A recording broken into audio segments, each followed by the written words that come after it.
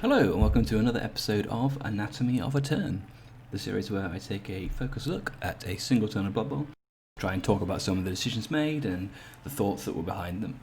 This time I'm going to do something slightly different and talk about a turn that I played really badly and what I possibly could have done differently.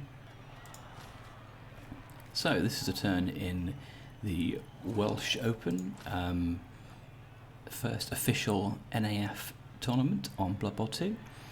So it's 1.1 million resurrection with a smattering of skills, I think 8 single skills on various players. And it's the Dark Elf team's drive. I've got some undead, and they've got the ball here on a Blodge Blitzer. So the Dark Elves are under quite a bit of pressure here. It's the start of my turn. I turn them over, the ball's on the ground, but they manage to get out of it. And they're now in this position on their turn 6. And as you can see, the ball's not very well protected here. I've got a 2 dice blitz on him if I want to. So what I have done here is moved in the guy for the assist and just moving a few of these zombies around here that aren't really doing anything into position. And I've got my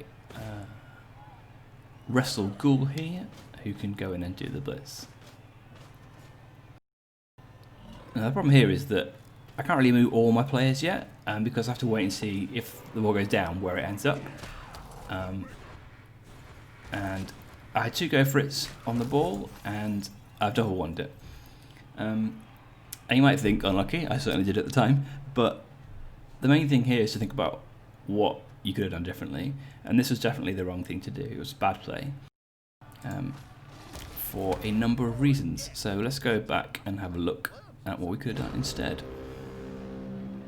Okay, so we're back to the situation where I've just moved this 1 zombie up. It's my turn 6, which means the next turn is the Dark Elf team's turn 7.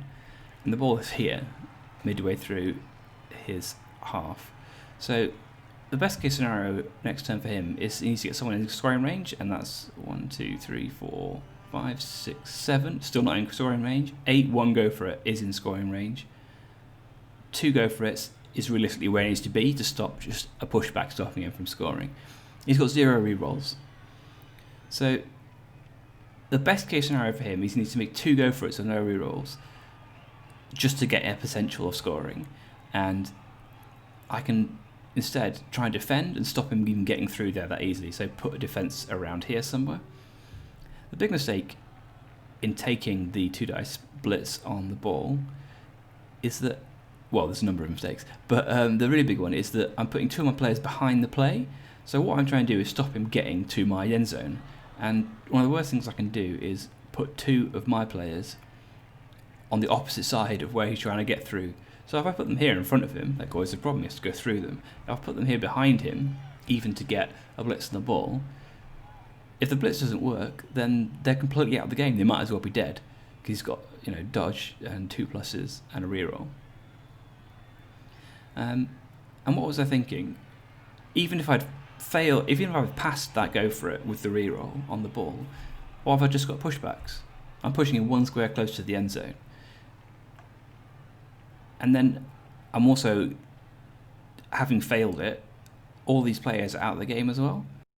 So what if I'd failed the first one and then rerolled it successfully?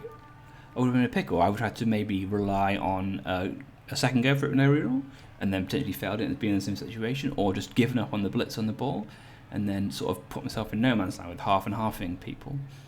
Also, I've moved up this tackle White, who's one of the most important players next turn for me, because if he runs the guy through, hopefully if I can pressure him, he can't get too much support, and then so this guy White can come back here somewhere, so that when the Dark Elf player blitz ball carrier ends up here, maybe with maybe a guy there protecting, I can come round and blitz him, hopefully, and get the ball down.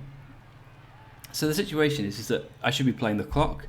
I should be thinking I've got half a chance to turn the ball over and maybe score, but I've got a really, really good chance of just stopping him scoring, taking nil at half time.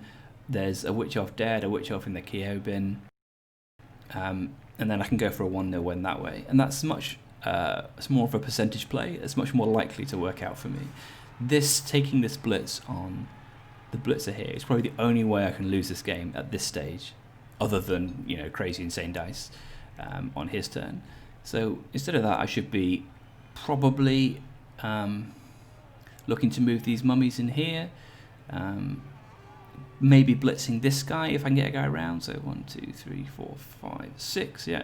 So move the wrestle guy there. Move this guy here. Blitz him potentially put a guy there right next to the ball in his face. So it's going to be much harder for him to just go straight forward. He might have to go sideways one square, which is again causing a lot of problems. Block all these guys here first. Mark up these guys. Just put him in so much pressure that in order to get the ball carrier into a scoring range, he's going to roll lots of dice with no reroll. And not just that, you can't just run the ball carrier. If I leave the tackle guy back here, you can't just run the ball carrier on his own. He needs to get protection as well. He needs to get at least 2 guys up, hopefully 3 or 4, to try and protect him.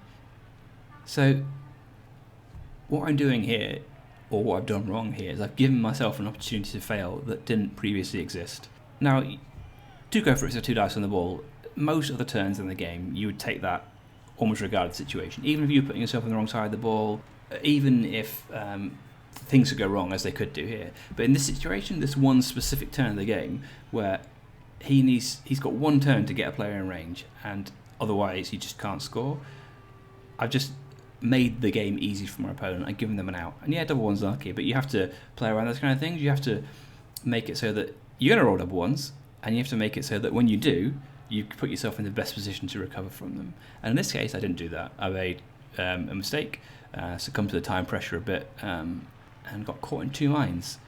So yeah, hopefully that was instructional. Maybe you learned a thing. I know that I did.